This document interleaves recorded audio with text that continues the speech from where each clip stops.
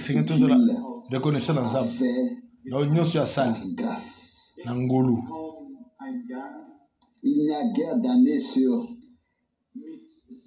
laquelle je porte un regard aussi reconnaissant que sur celle qui vient de s'écouler. Et tout le monde a eu la mise sur la il a véritablement accordé une victoire triomphale la pessibiso est longue vérité à travers solo na ye banana mukili mobimba. Ce que nous ne pouvons atteindre par la littérature oyo biso tokoki kozwa te na makomi ya allemande na française ou italienne tozozwa yango na anglais qui est après tout ezali elobeli ya mokili mobimba yeza kozwa mokili mobimba. Je pense na banzi il y a maintenant exactement 134 tozana 134 pays oyo esengeli ezwa matei l'aide de Dieu. Et c'est tout de même beaucoup. Eza ebele 134 pays toza reconnaissant na nzambe po ete la littérature makomi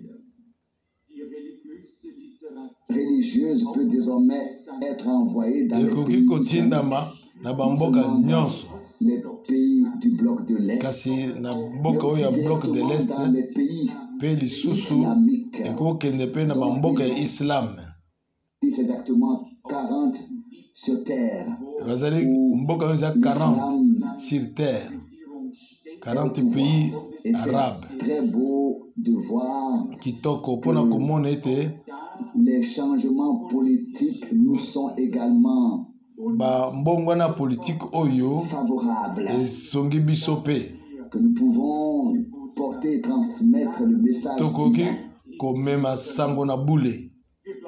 Nous croyons tondimi que tout cela est une providence divine. tondimi ete maso wana ezali Arrivé dans les derniers zambe nde jours, moto abongisi yango po tokoki na mikolo na suka la fin des temps, tozobika na suka na ntango veille nde ntina ngo à ce que nzambe non seulement azosenzela un évangile, bobele sango na ye te kasi sango oyo ya Yesu Kristo tel qu'il a été ndenge eteyama commencement, na ebandeli puisse également ete eteyama pe lisusu na ntango ya suka. c'est une grande grâce. Que ezali nous ngolu n'ayons pas munene seulement un message, mais que nous toyambi kaka sango te ayons véritablement le kasi toza na sango ya solo ya bule ce qui fait partie du plan oyo ezali na kati ya de mwangu notre Dieu ya lobiko nzambe na qui biso peut être prêché. oyo mpe esengeli eteyama. Nous savons que Dieu toyebi ete nzambe a envoyé des hommes atindaki à bato toutes les époques. na biteni nyonso Lorsque ya ntango ya quelque chose kala de particulier ntango eloko moko ya doit se motuyo produire, esengeli salama nous y reviendrons brièvement tokozongela aujourd'hui. ngo na mokuse Nous voulons simplement tolingi koloba accepter les choses kondima telles qu'elles viennent. ndenge ezoyela biso. Ce n'est pas une prédication directe, mais ezali néanmoins te ite un aperçu kasi bomoni l'action de Dieu bomoni sur mosala terre. na nzambe awa na Il y a mokili toujours eu des hommes bato bazalaka na qui mokili étaient présents et bazalaki qui pouvaient témoigner wana ntango nzambe azokosala mosala a fait sur terre. De nos jours, na mikolo na biso oyo c'est mpe à nous que eza na biso revient mpe ce rôle. Ce qui est mokumbango beau, eye mpo na biso c'est que nous pouvons le biso mpe vérifier tokoki kotalela yango dans les Saintes Écritures, na makomi na savoir bule mpo na koyeba ete c'est ainsi que nous ne croyons pas seulement, mais que nous croyons comme le dit l'Écriture. tondima kaka pamba te me tozondima ndenge biblia ezoloba Les promesses ndenge mikanda ya biblia ezoloba à notre époque et qui s'accomplissent en na tango na bisoyo makambo elobami ezokokisa na mikolo na bisoyo toko kubwaka miso na biso na scène politique ya mokili mobimba tomoni nyonso ezozwa lolenge ya suka ya mokili mingi epai bana na Israel lokola bandimi tozosala bokeseni na likambo wana tozondima tondimi ete Israel azali liboto eponami na Nzambe tondimi Nzambe atiaki mikakataki mindelu ya mboka na Israel. C'est vrai. Comme nous l'avons tous remarqué récemment, ce changement d'avis s'est produit au sein du gouvernement américain. Un jour, on a dit cet homme n'a pas le droit d'entrer dans le pays. Quelques jours plus tard, on était déjà assis à la table de négociation Sima bamoni afandi na mboka négociation à Tunis. À Tunis, avec une délégation. Ayaki na bato. On a eu du mal à comprendre cela. En un clin d'œil, tout le monde s'est pour Genève. Pona kondima ngo. Kasi bato ba mimoni na Genève que ayepe kuna. Mais je peux vous dire kasi na go yebisa bino que celui qui a des relations privilégiées avec tout le monde, c'est le Vatican. Oyo azana ba relation oyo na motu kuleka bato nyonso ezali nde Vatican moko te akokozala na nguya koexerce bokasi na ye likolo na bato banso te ezali nde Vatican. Ndenge bino moko bomoni mpe boyoki Arafat azalaki na oyo aye elongo na Vatican babitalisaki na ye liboso. Il y a des gens qui ne connaissent pas le plan de Dieu et qui s'unissent d'être contre Israël. Israël. Un frère américain dire que les États-Unis soutiendraient Israël. Cela aussi a changé, je peux vous le lire. Wana pe bongwani na ko tali sabino na kacha de loba na Nzambe. Que tous les peuples de la terre seront contre Israël. Ete bato nyonso tuna mokili mobimba bakotelemela Israël. Ici, je voudrais simplement vous le lire. Na otangle bino ngo. Dans Zacharie, le chapitre 12, verset 3. Zacharie 12, verset 3.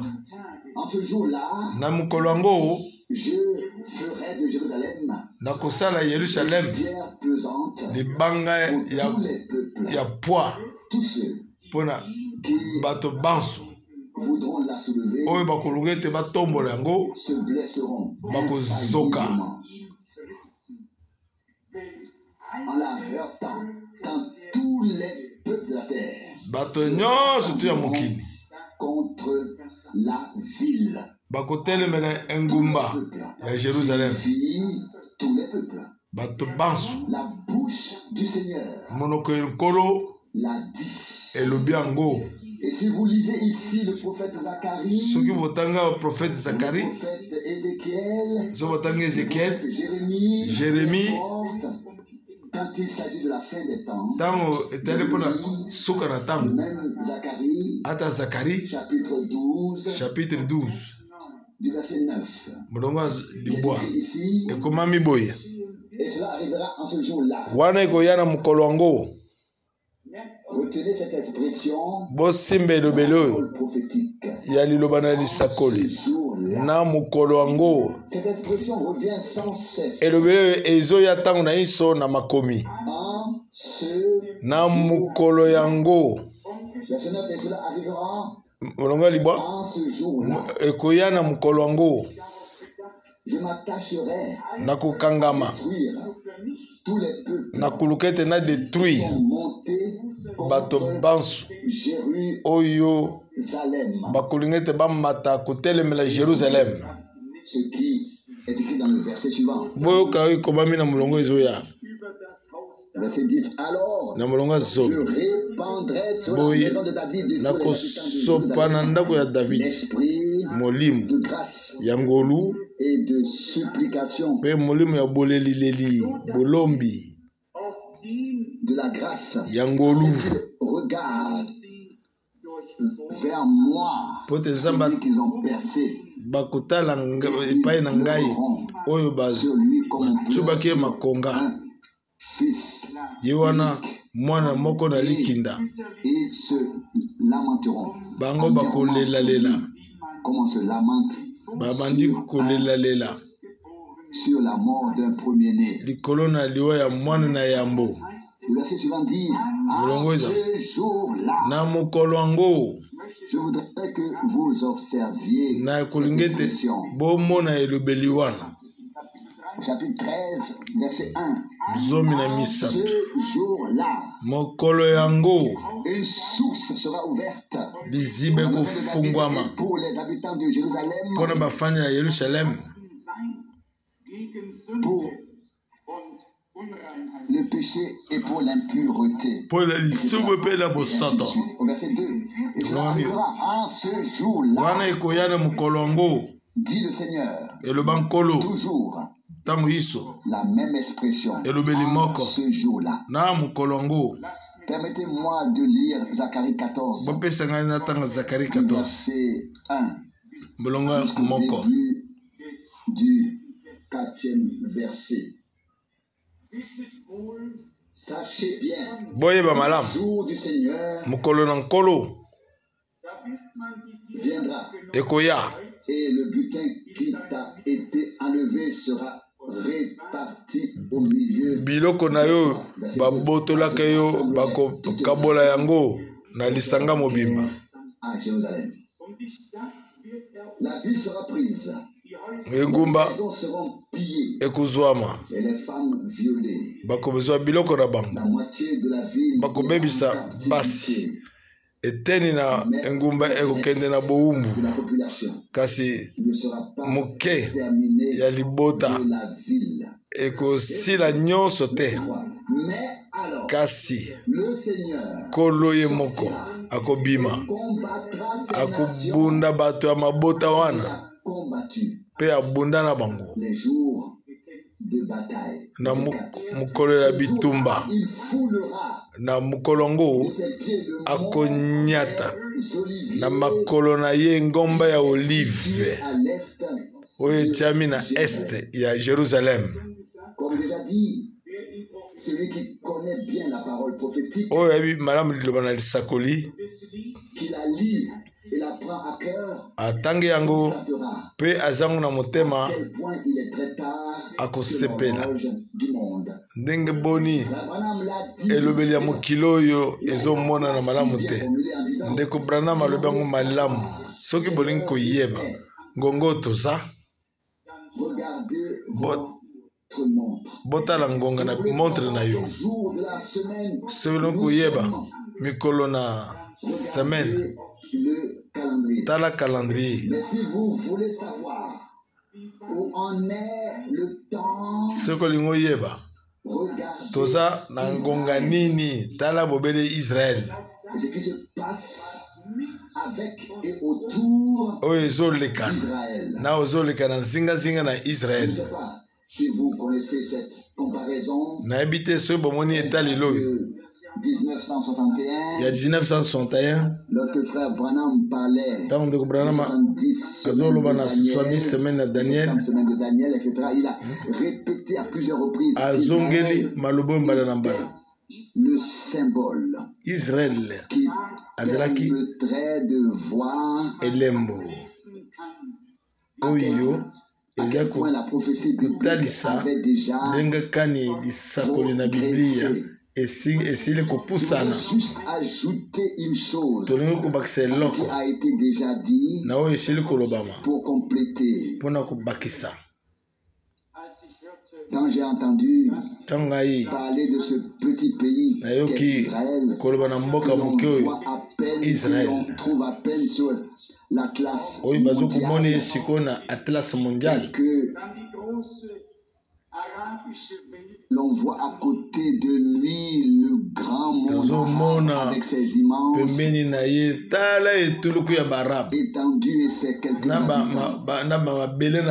On se demande vraiment que peut bien apporter le petit Israël avec la mince bande de terre. J'ai alors eu cette pensée de relire comment et où Dieu a fixé les frontières du petit Israël et même les frontières de chaque tribu. Et ceux qui connaissent bien les prophéties bibliques et la répartition du territoire savent que même deux tribus et demie ont reçu leur territoire à l'est de Jourdain. Je suis d'accord avec l'Israélien qui a dit si nous devons partager, alors vous devez nous céder une grande partie de vous avez. Et c'est bien sûr vrai. J'ai alors pensé que si cela pouvait aider, je voulais envoyer à toutes les ambassades accréditées en République fédérale une description biblique des frontières telles que Dieu les a fixées au peuple d'Israël et leur demander de respecter la décision divine. Nous savons très bien que la prophétie biblique dit toutes les nations se rassembleront contre Jérusalem. Afin que l'écriture s'accomplisse, même ce que nous ne comprenons pas et ne saisissons pas doit néanmoins se produire afin que l'écriture s'accomplisse. Mais alors le Seigneur, Dieu interviendra, décidera de l'issue de la bataille. Il y aura le dernier mot. Il fera pleuvoir du ciel du feu, du soufre, le grêlon sur tous ceux qui marcheront contre Israël ce jour-là. Zacharie 12:3 et Zacharie 14:4. Des possibilités insoupçonnées s'ouvrent à nous pour la proclamation de la parole. Nous sommes reconnaissants au Seigneur de ne pas devoir voyager pendant des mois, de ne pas devoir ramer sur un bateau quelconque et de ne pas devoir veiller à ce que la force du vent ne soit pas trop forte. Mais de pouvoir nous asseoir et servir, puis descendre et proclamer la parole du Seigneur. Dieu a également pourvu à cela d'une manière tout à fait merveilleuse. Il me tenait très à cœur que dans toutes les langues, le peuple de Dieu soit nourri spirituellement et informé de manière uniforme afin que nous soyons tous sur le plan de la connaissance, sur le plan de l'enseignement, sur le plan de la politique, que nous soyons tous amenés au même niveau spirituel, lorsque la dernière phase commencera, le Seigneur trouve partout sur terre un certain travail préparatoire qui aura déjà été accompli afin qu'il puisse bénir d'avoir remédié aux maladies infantiles, mais que nous ayons grandi dans la foi tous et que le Seigneur puisse déjà nous confier mission que nous pourrons alors accomplir et réaliser pour la gloire de son nom. Permettez-moi maintenant de passer à la méditation de la parole très brièvement, car nous allons prendre le repas du Seigneur, repas d'amour. Permettez-moi de lire quelques passages de la Bible, brièvement certains. Du chapitre 2 de Luc. 13. Luc chapitre 2 verset 13 qui convient bien chapitre 2 à ce jour, à cette Luc. Occasion. Luc chapitre 2 verset 13 verset 20. Et soudain, il se joignit à l'ange une multitude de l'armée céleste, louant Dieu na bango ba kolobaka maloba boye. Verset 14. Gloire à Dieu au plus haut des cieux et paix sur la terre dans les hommes du bon plaisir divin.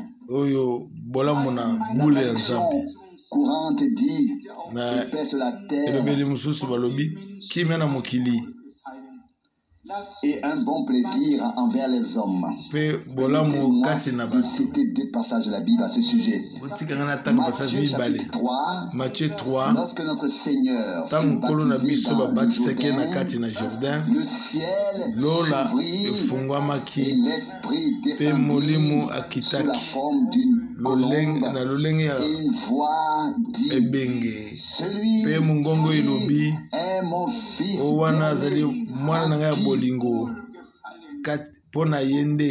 j'ai trouvé mon bon plaisir.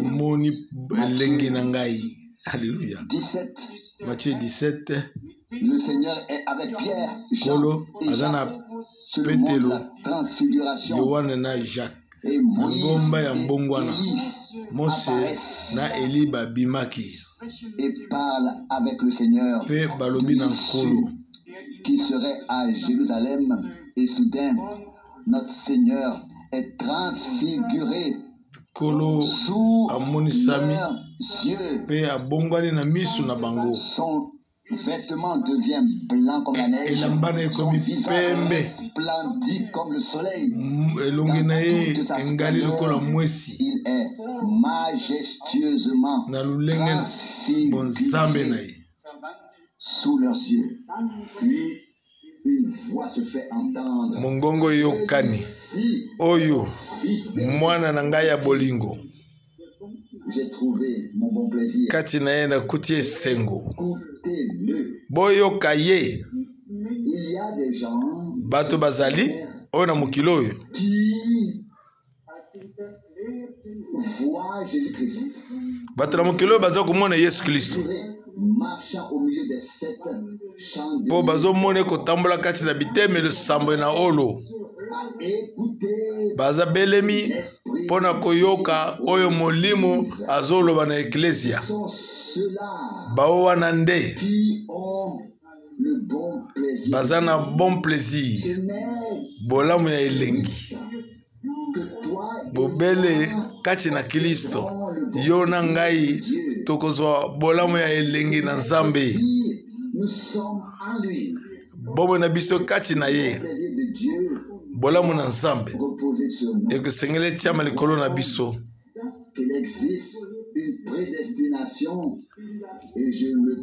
Lilobo oyo elobaki kobongisama na yambo ezali ndenge bazolobake kobongisama na yambo oyo ezokamba bato na lobiko na kobongisama na yambo ezokamba bato mosusu na libunga nakoki koloba eloko te na bato nyonso kasi nakoloba boye moto nyonso akotanga Biblia na bopolo nyonso akomona ete elobeli oyo ya kobongisama na yambo yango elobami kaka pona kubunga te kasi kombona ezo monisama pona koponama ya lobiko bosili bomoni yango na Biblia. Romains 8.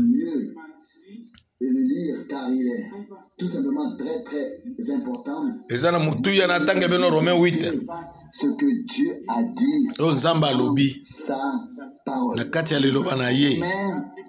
Chapitre 8 verset 30. Romains 8 30.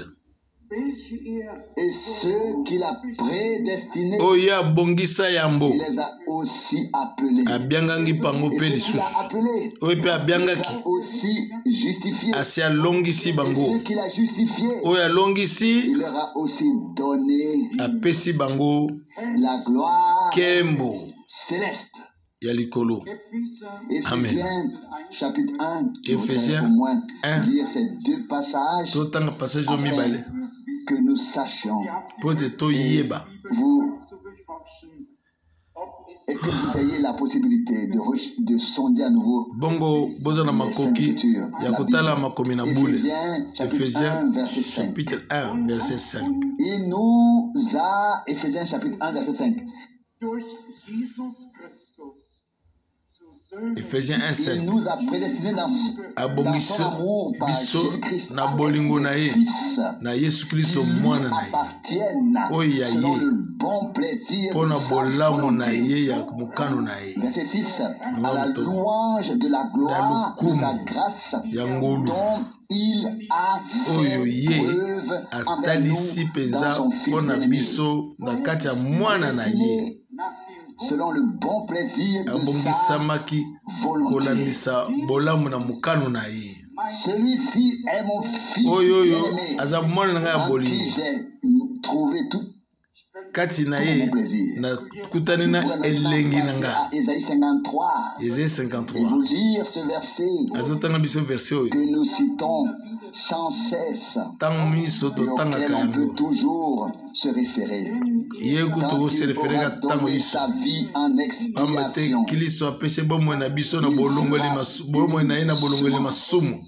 Amen. Et vivra longtemps. Ésaïe 53. Ésaïe 53, verset 10. Mais il a plu au Seigneur de meurtrir par la maladie. Il aura livré sa vie comme sacrifice d'expiation. Il prolongera ses jours et la volonté du Seigneur prospérera par lui. Frère Franck a dit arrivera ou s'accomplira par lui. Il a donné sa vie en sacrifice d'expiation. La volonté de Dieu premier-né afin qu'il puisse offrir un sacrifice agréable à Dieu, nous accorder par son sacrifice agréable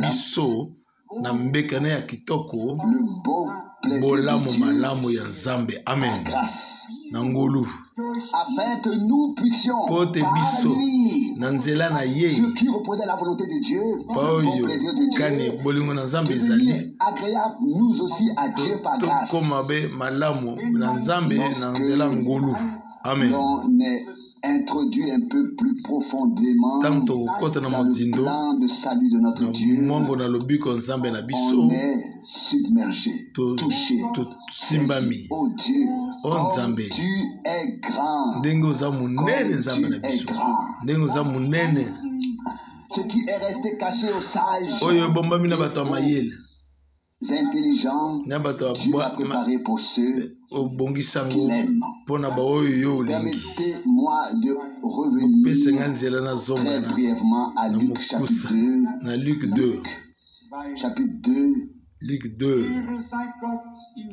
Verset 14. Gloire à Dieu dans les lieux très hauts et sur la terre.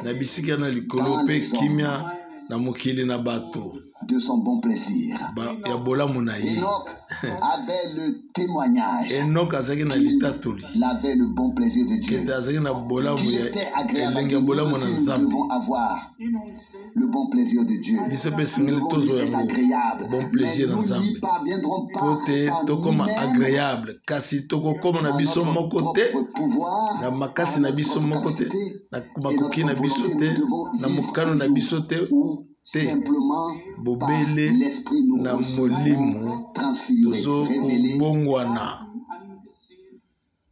Que Dieu nous a regardé avec grâce, justifié complètement. Et frère Branham dit, la justification divine, c'est comme si nous n'avions jamais fait ce que nous avons fait. Dans la mer de il pense plus. A utilisé l'image de la pensée d'une tache d'encre et a dit si quelqu'un laissait tomber une goutte d'encre dans un acide qui pourrait retrouver la moindre tache d'encre wana na acide nani akoki komona goutte wana na kati nyonso to ekomelama. Ce qui s'est passé yango nde salami na Golgotha. Amen. Masumuna biso, c'est vrai. Plongé dans le sang de l'agneau. Na makila na mwana mpate. Zambe ya monaka yango te. Asangisi biso na Nzambe. Je suis racheté. Na sikulami. Je peux m'en glorifier, sauvé par le sang de l'agneau. Le prophète Esaïe, venez et disons, si vos péchés sont le croix moisi, ils deviendront blancs comme la neige. S'ils sont rouges comme la peau, ils deviendront comme la laine. C'est déjà fait. Permettez-moi de tirer une conclusion pour tous à partir de David dans le chapitre 4 de l'Épître aux Romains. Je ne veux pas nous connaissons par cœur, mais peut-être vaut-il mieux que tout le monde sache. Romains 4 verset 7. Romains 4 verset 7. Romains 4 verset 7. Romains 4 verset 7. Bienheureux ceux dont les transgressions de la loi ont été pardonnées, dont les péchés ont été couverts. Ya mobeko batangela kabangote. Baoyende lisumu ezipami. Le Seigneur n'impute pas esengo de péché. Na moto nzamba atangela ke masumu te. Amen. Il y a des gens bato baza à qui le Seigneur ne peut imputer de péché. C'est vrai. Et tumbo na biso placé sur lui afin que etiami likolo na ye pote biso tozala na kimia ete na ba pipi na ye to bikisami tika na tanga kola zomi na mibale. Les bergers s'en retournèrent, glorifiant et louant Dieu. Babateli pete bazonga ki kokumisaka Nzambe. Tout ce qu'ils avaient entendu et vu. Exactement. Les anges avaient bamonaki yango ndenge ba angelo basakolelaki bango likanisi wana esimbaki motema na ngai bamonaka oyo bayebisaka bango ntango bayebisaka bango bakei bamoni bayoki bakomisi Nzambe bazongi basepelaki bamonaki ndenge bayebisaki bango na baange na bange te wana eza solo mpe ti lelo biso mpe ndenge Nzambe alobi yango na kati na liloba na ye biso tolandi bitu bakasi na bato te kasi liloba na Nzambe Molimo na Nzambe oyo ezokamba biso na bosolo nyonso. Nalingaki kotanga na Luc 2 verset 25.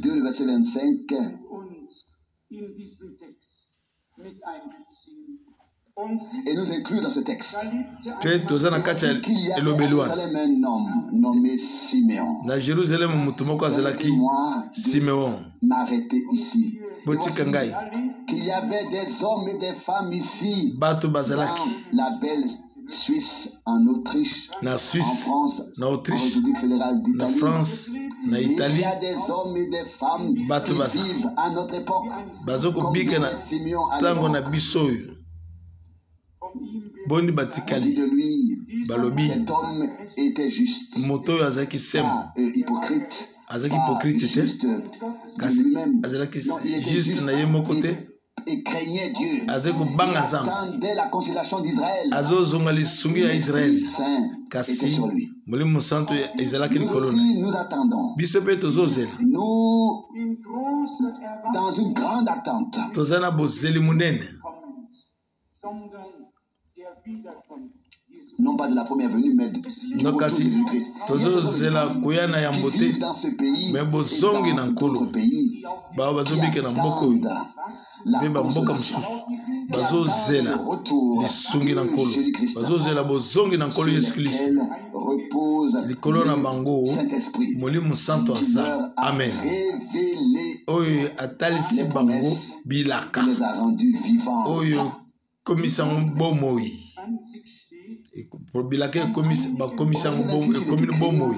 Le Saint-Esprit, lui, Molimo Santo avait également révélé alakisaki ne verrait pas la mort avant d'avoir vu le oint du Seigneur. Il y a parmi nous des personnes qui portent en elles l'espérance vivante que nous vivrons, que nous verrons le retour de Jésus-Christ. Amen. Dans notre vie. Je ne le cache pas. Je me compte parmi ceux qui ont compris la parole et l'esprit, reconnu par la parole et l'esprit, que nous maintenant à la fin des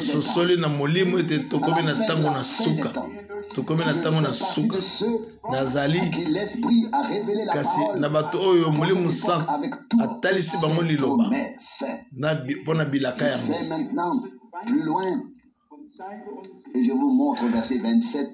Verset 27. Ce qui arrive à ceux qui marchent avec Dieu, qui attendent les promesses, qui s'attendent aux promesses et à qui vraiment l'esprit a vraiment révélé quelque chose.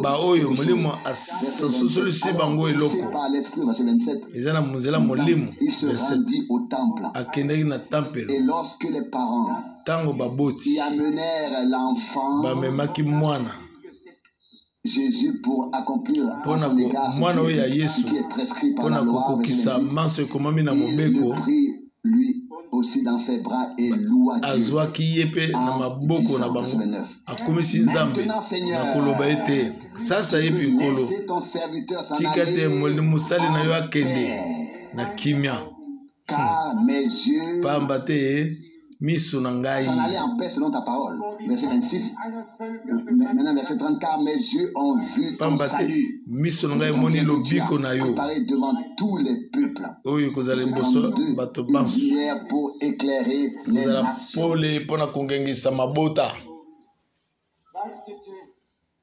Et pour la gloire de ton peuple. Israël. Simon, il a vu la promesse.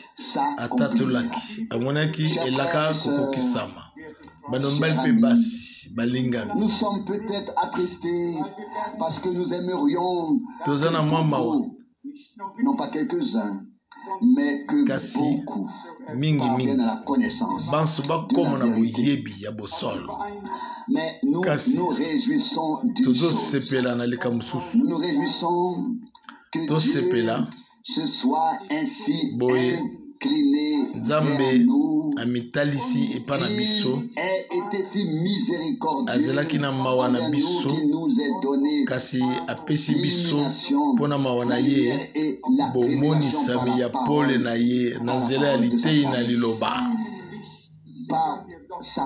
na nzela na liloba na ye na ngolu na nzela ya liloba na ye na ngolu po te tozala na pole ntango tozoloba lelo ete liloba na yo ezali mwinda na matampe na biso toyebi eloko tozoloba wana ini oloba nini ezali kozongelaka makomi oyo ekomami te kasi bolibiki na moko na biso liloba na yo eza mwinda na matambe na biso tokola Petelo alobaki ke tozali na liloba na lisakoli oyo tosimbi amen oyo ezongala lokola pole na esika molili tu Simeon azalaki komona amen ayambaki na emoniseli akambamaki na Molimo Santo epai wapi elaka ezokokokisama amen amen banembali mpe basi oyo na mikolo bakambami na Molimo Santo na ntango oyo bakambami bipai wapi liloba na Nzambe bipai wapi bilaka na Nzambe ekozwa bokokisami na yango kuna bakoki komona mpe kobika mpe kozwa ngo na maboko na bango mingi bamituni ntango Yohane akomaki na mokanda na ye oyo ezalaka na ebandeli oyo miso na biso emoni oyo maboko na biso esimbi liloba na bomoi maboko esimbi nini maboko ezwi nzela na kokokisama na liloba yango wana nde esengelaki kotanga mpo boyeba ete yango mpe ekomami bongo amen nabanzi ete boza na kokoso te ya kondimela ngo na 1 Jean 1 verset 1, Mulongo 1 ce qui était dès le commencement, oyo ezalaka na ebandeli ce que nous avons entendu, oyo toyokaki ce que nos mains, ce que nos yeux ont vu, oyo miso na biso nous emoni avons contemplé, oyo nos tomoni mains ont touché mpe maboko na biso de esimbi la parole de eza la vie. liloba na bomoi. Avez-vous déjà vu cela? Bosili Ce que komona nos ngo mains ont touché, oyo maboko na biso esimbi là où Dieu fait quelque chose, wapi nzambe azosala c'est visible, c'est wana ezomonisama polele je pense na banzi pouvoir dire na lobi que nous entrons maintenant dans la dernière phase. na lobi ete tozokota na eteni ya Que suka je ne suis pas un prophète, boyebi malamu ete naza mosakoli n'ai te jamais été et que je natikele kozala yango te serai probablement na jamais. kozala yango mpe te Mais kasi Dieu m'a donné nzambe une chose, apesi nga eloko l'accès, kokota le lien boyokani à la parole prophétique. na liloba na lisakoli Je amen le dis avec un cœur reconnaissant nazoloba ngo na motema kozongisaka matondi pour la gloire de Dieu. nalobi yango mpo na nkembo na Combien nzambe de fois suis-je saisi, Mbala boni. lorsque je suis assis là nasimbami ntango nafandi wana et que je ne peux pas mettre sur papier ou nakoki assimiler, kokomanga ata na papie te que cela me vient wana par ezoya ezoyelanga na molimo le même na nzela esprit emoniseli qui reposait sur les molimo prophètes, moko wana ezalaki sur likolo ya notre profete Seigneur, ezali sur les apôtres likolo bantoma et aussi sur mpe Frère likolo ya Branham. Le même esprit baprofete de mosusu Dieu mpe likolo ya branam sur molimo nous. moko wana mpe aza mpe likolo na biso amen Par l'esprit, na nzela molimo cela a été révélé à Simeon. wana efungwami na simeon Par le même esprit, na nzela moko ya la molimo parole pour cette époque liloba na tango na biso oyo nous a été révélé. efungwameli biso na yo na ngai. Amen.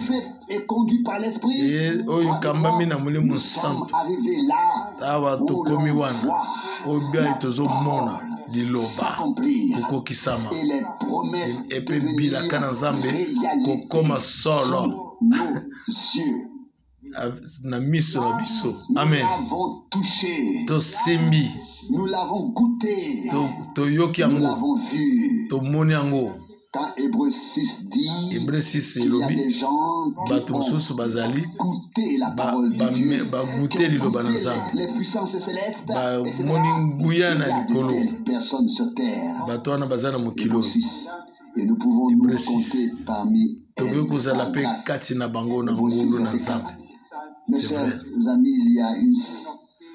Il y a un certain nombre de passages bibliques qui passage biblique ezali ebele oyo naza na motema que j'aimerais partager avec vous. Bon, nalinga kokabola na bino yango tozikabola yango biso na biso po te pole emonisama mobimba. Donc liloba na Nzambe emonisama mobimba na miso na biso lokola ngonga ezokende ndenge tosokoli yango tokozwa repas kolia elambo tobenga yango kolia na bolingo tokoloba oyo totika na oyo loba mitiki no sasa ipi nyonso wana esimbi biso ekei na mitema na biso wana ekomi mpo na biso banso na nzela Molimo Santo emoniseli oyo moto te aza na ntina te ateya obi asukisa moninga, kasi totangisami biso banso na Nzambe ete tozali bikelamu ya mokili oyo likolo na bango nde elengi na Nzambe ezokofanda. Nini yango eza kati na bato Nzambe ati bon plaisir na ye. Boyo tokoki koloba lelo na motema mobimba kembo na Nzambe na bisika likolo pe kimia awa na mokili na bato. Amen.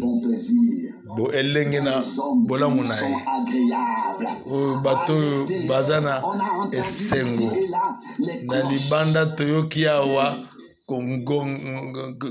ngonga kola bareligieux basali basape ya Noel baminda bipai na bipai, kasi na kati mingi mingi namonaka bato na ba crochet na bango ba communauté religieuse na yokaka pasi na lingaki pole ezala na libanda pe ezala pe na kati, kasi ezala kaka libanda te, ezala mwinda ye mpona kongengisa bapagano, kasi mwinda eye na mokili mpona kongengisa moto nyonso. Joane aza kopesa litatoli na pole oyo aza kolanda ngai akotikala na molili te, kasi akotikala na pole ya bomoi. Tika te pole emonisama, pole emonisama.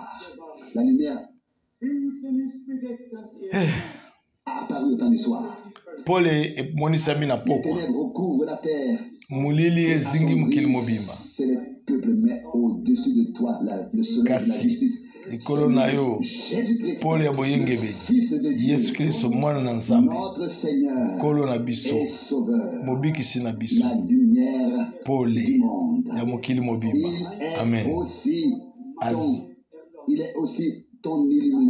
Yepe azali mufungwami ya yo pe na ya ngai, lobiko na yo eza ya ngai pe, lobiko na yo pe eza ya ngai, akomi nyonso mpo na biso. Tika na tanga Genèse 14. Genèse 14 à partir du verset 18. Kobanda molonga somi na mwambe. Melchisedec, Kumuna Salem, apporta du pain amemaki lipa na vinyo de la ville na engumba. Il était sacrificateur du Dieu très haut.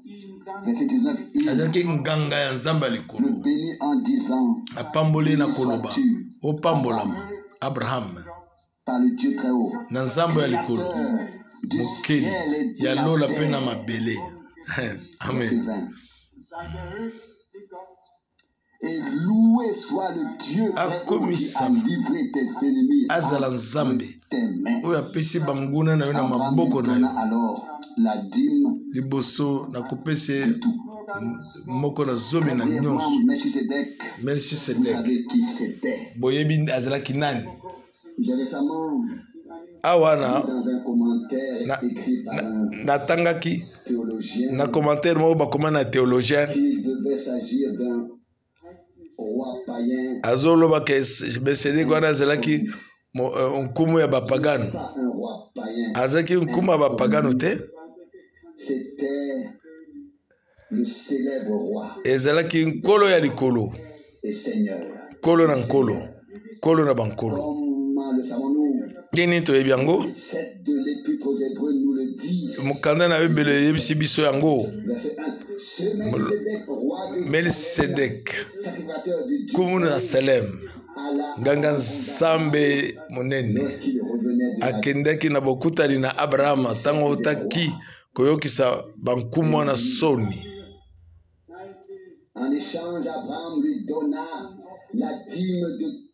Na bongo ntango apesi vide na lipa, Abraham apesi dime ya oyo nyonso to azwaki na bitumba. So tobongoli kombo na ye, azali nkumu na boyengebeni, azali mpe nkumu na Salem, koloba ete nkolo na kimia, oyo aza na tata te na mama te, azangi likitani, aza na mikolo esuka te, kasi akokanaki lokola mwana na mutu. Ye wana nganga nza munene wana. Kolo eza kitoko, makomi ezopesa biso biyano na mituna na biso. Okotuna pe théologien nani yango azalaki Melchisedec? Azalaki nkumu na kimia, nkumu na boyengebeni. Toza na roi moko ya kimia, bobele nkumu moko ya boyengebeni. Kolo nkumu ye moko ya nkembo na nkembo. Amitalisaki lokola mwana na Nzambe te, pomba te azalaki nkolo. Azalaki na tata te ata mama te, abotamaki nanu te.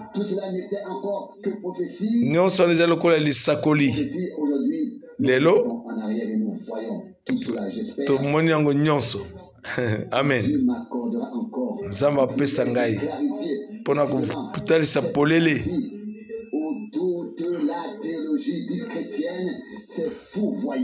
Oyo théologie nyonso tu ya baswadiza chrétien baza kobunga.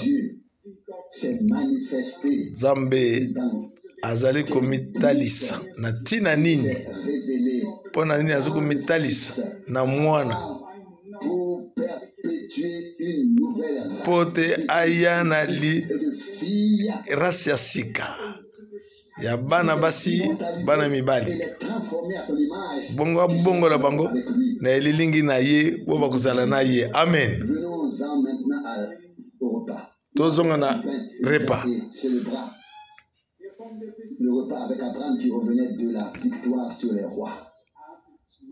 Abraham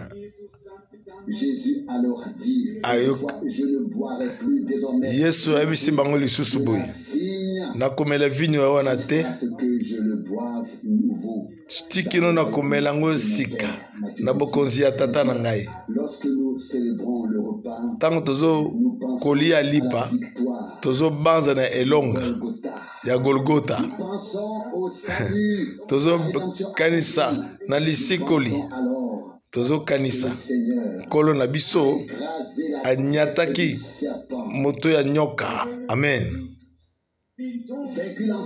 Alongi liwa, alongi lifelo, alongi pe asekwi na bawe mokolo misato.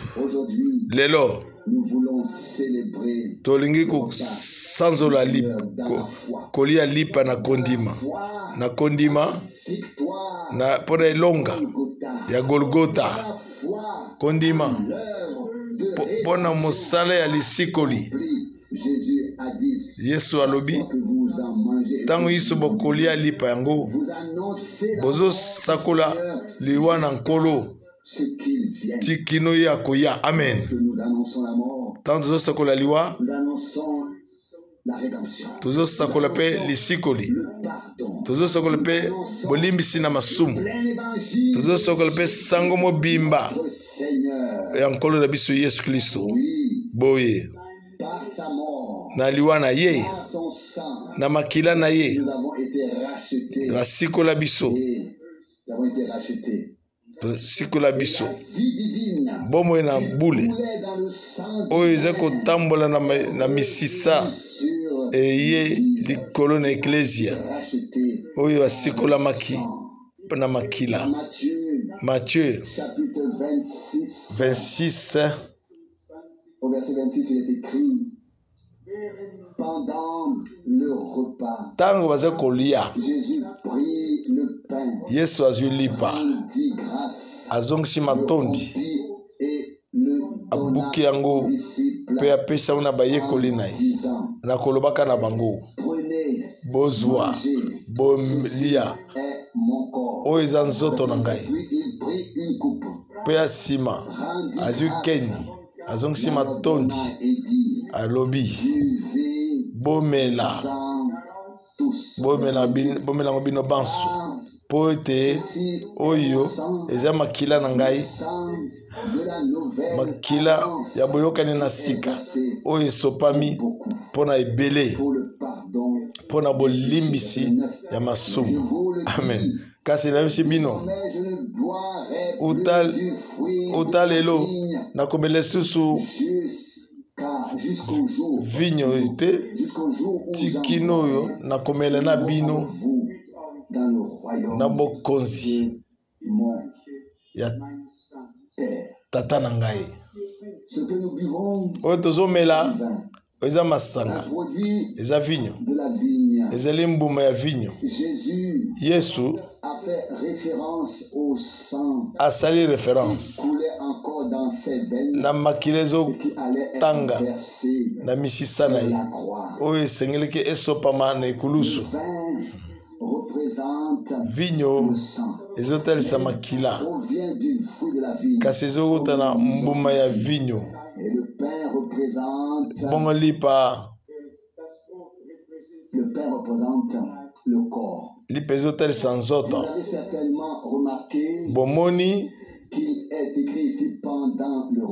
Bomoni balobi ete tango bazali kolia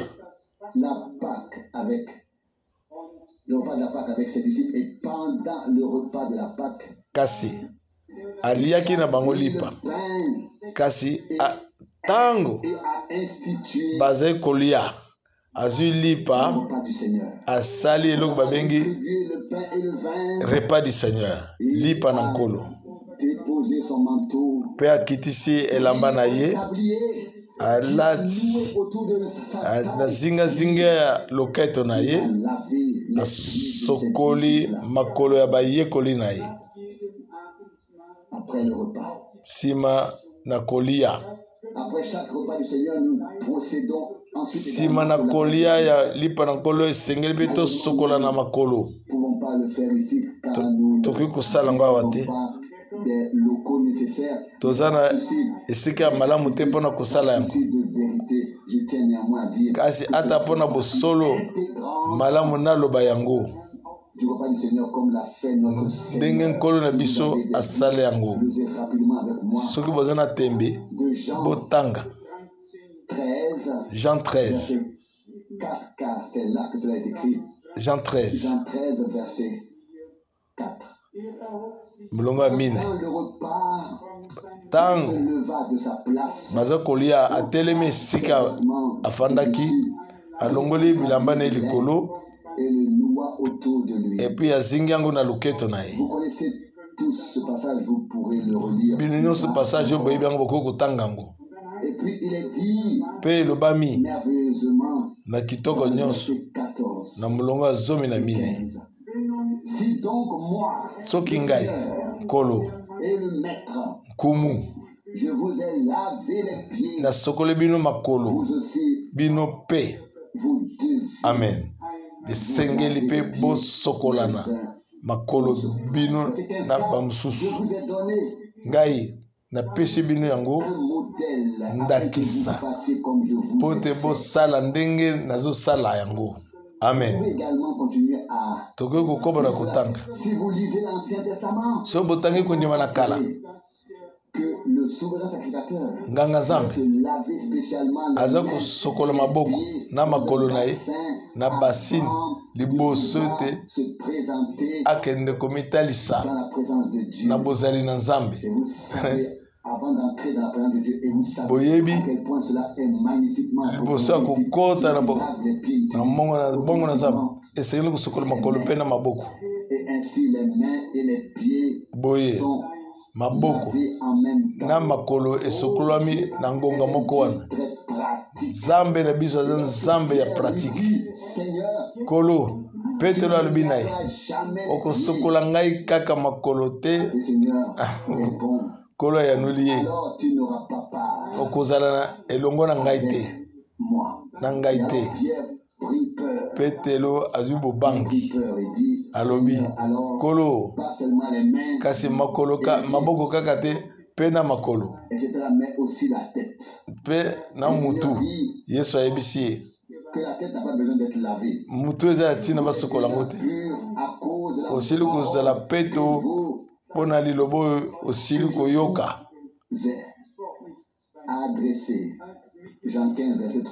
Jean 15 verset 3. Esengeli osokola maboko. Tosengi na Nzambe azala na mawa mpo na biso. Toza na yango esika oyo te kasi tolingi kosepela na lipa na nkolo na kondima mobimba na kondima na mosala ya lisikoli na biso na Golgota, amen, na nkolo na biso mobikisi na biso. Tango akende bokutani na Abraham azwaki lipa na vinyo mpona kosepela repas. Ezalaki elonga munene biso mpe toza na elonga ya kosepela, elonga ya Golgota na nkolo na biso mosikoli na biso apesi biso elonga na makila. Kondima na biso ezali elonga oyo elongi mokili.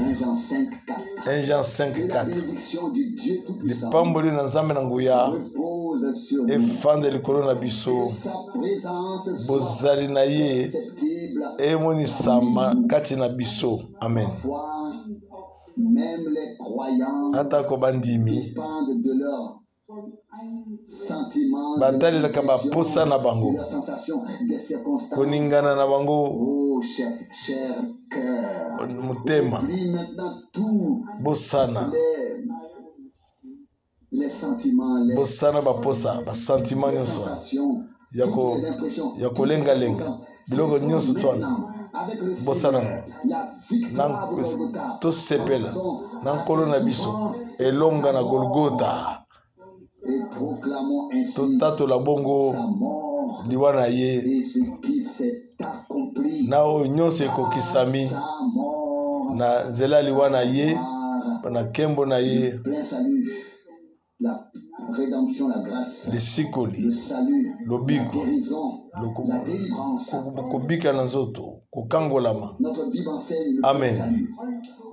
Bible na biso ezotalisa salut munene. tolingika kokumisa lipa na nkolo kaka te bana mibali mpe basi lelo oyo tolingi kokumisa kokola nkolo ye moko atalisaki yango alakisaki na bobangi te lokola Golgota esali mosala nango te kasi ndenge esengeli ntango tokutani na oyo asekwi molongi ya Golgota. Amen.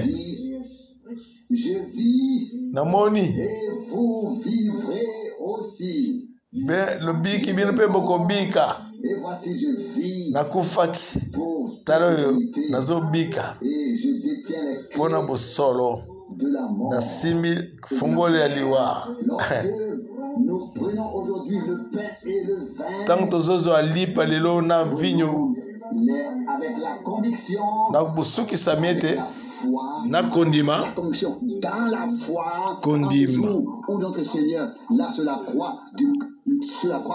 ndenge nkolo na biso asalaki yango na Golgota, alongolaki masumu nyonso, alimbisa masumu, alongi Satana, alongi enfer lifelo, asekwi mokolo ya misato.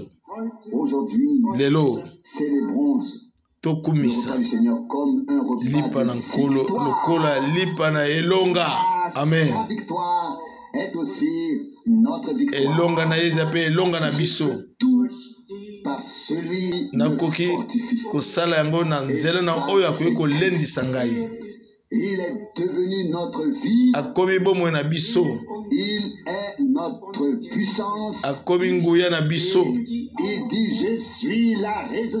Alobi nazali lisikwa pe bomoi oyo andimeli ngai akobika. Amen. Ata akufi mpona nkembo na ye